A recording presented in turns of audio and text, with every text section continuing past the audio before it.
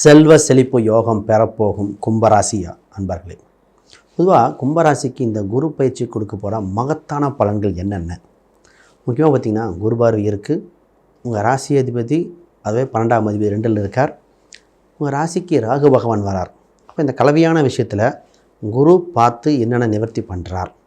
குறிப்பாக திருமணம் எப்படி, வேலை என்ற விஷயத்தில் நடக்க போகிற யோகங்கள் என்ன, பிஸ்னஸில் நடக்க போகிற அற்புதம், குறிப்பாக பார்த்திங்கன்னா டக்குன்னு டெவலப் ஆகிற விஷயங்கள் என்னென்ன அதை பற்றி பேசுவோம்.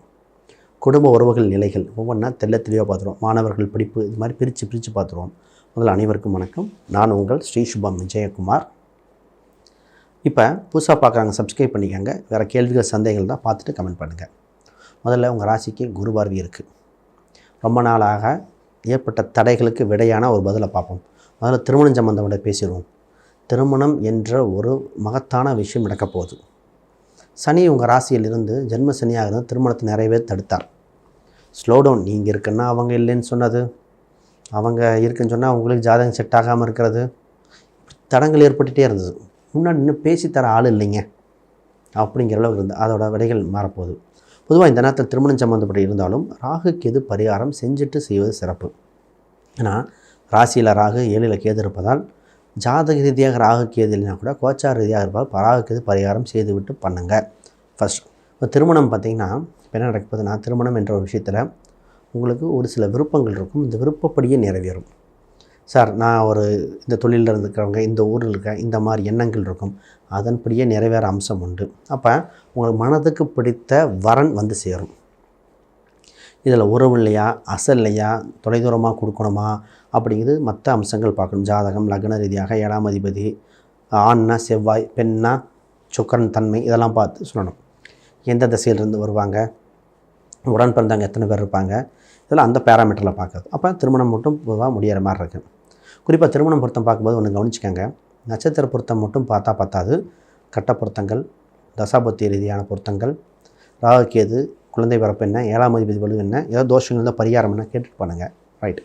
இப்போ வேலை, 6ஆம் அதிபதி உங்கள் ராசியிலே இருக்கார், கூட குரு பார்க்கறார். பொதுவாகவே வேலைக்கு செல்லாத கும்பம் இல்லை. எத்தனை தொழில் பண்ணாலும் முதல்ல வேலைக்கு போயிட்டு அப்புறம்தான் இவங்க என்ன பண்ணுவாங்கன்னா சொந்த தொழில் கூட பண்ணுவாங்க. அதேமாரி கடன் ஏற்படாத கும்பம் இல்லை. கடன் ஏற்பட்டு பின்னாடி கோடி லெவலில் கூட சம்பாதிப்பாங்க. இந்த 2 யோகம் இந்த கும்பராசிக்கு உண்டுங்க. பொதுவாக கும்பத்துக்கு எந்த ஒரு பிரச்சனைனா ஃபஸ்ட்டு தெரிஞ்சுக்க வேண்டிய ஒரு விஷயம், பிரச்சனையாக நல்லா சாப்பிட்டுட்டு ரிலாக்ஸாக படுத்தாலே இந்த ராசியை ஜெயிச்சிடும். நான் கும்பகரனுக்கு பார்த்திங்களா, சாப்பாட்டு தூக்கம் 2 கேட்டால் தான் அவர் வாழ்க்கையை இழந்தார். அப்போ இந்த ராசியோட தன்மை அப்படிதாங்க. பொதுவாகவே உறக்கம், தூக்கம், அப்போ உணவு, இது 2யும் காம்ப்ரமைஸ் பண்ணாது. அந்த விஷயத்தில் பொதுவாக இந்த ராசியோட தத்துவமே அப்படி தான் இருக்குது. இவங்களை பார்த்திங்கன்னா கொஞ்சம் கோபக்காரங்க, அதிகமாக பேசுகிறாங்கன்னு நினைப்பாங்க. ஆனால் இவங்க கான்ஃபிடண்ட்டாக பேசுவாங்க, உண்மையாக பேசுவாங்க. நட்பு வட்டாரத்தில் நிறைய கொடுக்கல் வாங்கல்கள் இருந்தாலும் சரியாக ஒரு சிலர் அவாய்ட் பண்ணிட்டு போவாங்க. வேண்டாம், இப்போ கொடுக்கல் வாங்க பிரச்சனை வேண்டாம் அப்படி விட்டு கொடுத்து போகக்கூடிய தன்மையும் உள்ள ராசி இது. ரைட். இப்போ உங்களுக்கு உங்கள் ராசிக்கு 2ஆம் இடத்துல சனி பகவான் இருக்கிறனால, இப்போ 2ஆம் இடத்துல சனி பகவான் வந்தாலே ஃபஸ்ட்டு விஷயம் என்ன நடக்குன்னா, வாக்குப்பளிதம் அதிகரிச்சிடும். நீங்கள் சொல்கிற சொல் மற்றவங்களுக்கு புரிகிற மாதிரி இருக்கும், பெரிய விஷயங்கள் வந்துடும். இந்த நேரத்தில் இன்னும் நல்ல வார்த்தையாக சொல்ல ஆரம்பிங்க. 2ல் சனி இருந்தால் கோடீஸ்வர யோகமாக சாயப்போகுது. வெளிநாட்டு சம்மந்தப்பட்ட பண வருவாய்கள் அதிகரிக்கும் சூழ்நிலை உண்டு. அப்போ மற்றவங்களோட இழப்பு உங்களுக்கு லாபம். அப்போ யாரோ ஒருத்தங்க ஏதோ ஒரு விஷயத்தை விட்டு கொடுக்க போகிறாங்க, அவங்களுக்கு வேண்டான்னு ஒரு தொழிலை கொடுக்க போகிறாங்க, அதை எடுத்து நீங்கள் நடத்த வேண்டிய சூழ்நிலை வந்தாச்சு. ஆக மொத்தம் இது ஒரு சக்ஸஸ்ஃபுல் பிஸ்னஸாக இருக்க போகுது. இந்த நேரத்தில் கண் பல் சம்மந்தப்பட்டது கவனம். இன்னும் உடல் உபாதைகள் நிறைய இருக்குது, அதை பற்றி பேசுவோம்.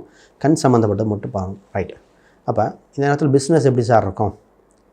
உங்கள் ராசிக்கு 5ஆம் இடத்துல இருந்த குரு பகவான் 9ஆம் இடத்தை பார்க்குறார். 10க்குரிய செவ்வாய் அவரே 3.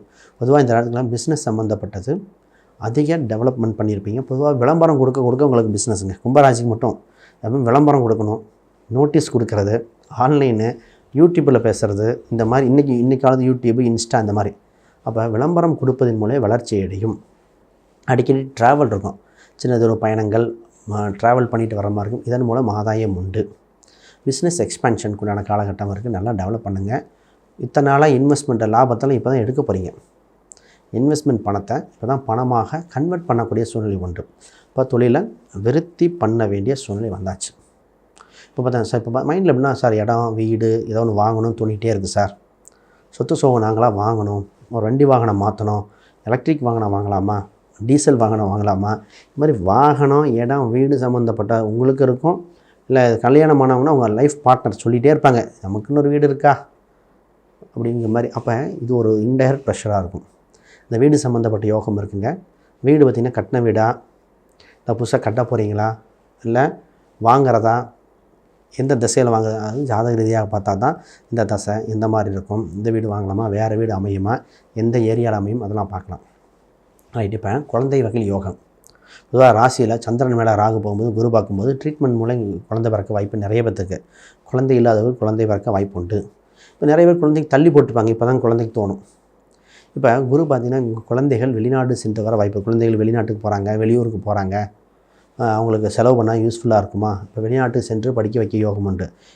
யூரோப்பு, ஆஸ்திரேலியா, யுஎஸ்ஏ இந்த மாதிரி நாடுகளுக்கு சென்று படிக்கிறதுக்கு ஒரு யோகம் வந்திருக்கு, பண்ணலாம். செலவு பண்ணி குழந்தைகளை படிக்க வைக்க போகிறீங்க, நல்ல யூஸ்ஃபுல்லாக இருக்கும். நகை வாங்கும் யோகம். இப்போ தான் கையில் ஒரு நகை வாங்கலாம், எங்களுக்கு நகை வேணும், நகையை மீட்கலாம், கையில் சேர்த்து வைக்கணுங்கிற அமைப்புகள் வருகிற கால சூழ்நிலை உண்டு. இப்போ பார்த்துக்கோங்க, புனித நீர் தீர்த்தங்கள், கோயில் குளத்துக்கு சென்று புனித நீர் தீர்த்தங்கள் வாங்கக்கூடிய அம்சம் இருக்குது. ஆமாம் சார், காசியில் தீர்த்தம் வந்தது, கங்கை தீர்த்தம் வந்தது அப்படிங்கிற மாதிரி வரும். இந்த புனித தீர்த்தங்கள் வருகிற கால சூழ்நிலை இருக்குது, இதை பார்த்துக்கோங்க. ரைட்டு. இன்னும் நிறைய விஷயம் பேசும். அதுக்கு முன்னாடி யாருக்காவது ஜாதகம் பார்த்து பிரசன்னம், வாஸ்து, நியூமராலஜி பார்க்கணும், கீழே இருக்க எண்களுக்கு தொடர்பு கொள்ளுங்கள். திருமண பொருத்தம் சம்மந்தப்பட்டதும் பார்த்து தரப்படும்.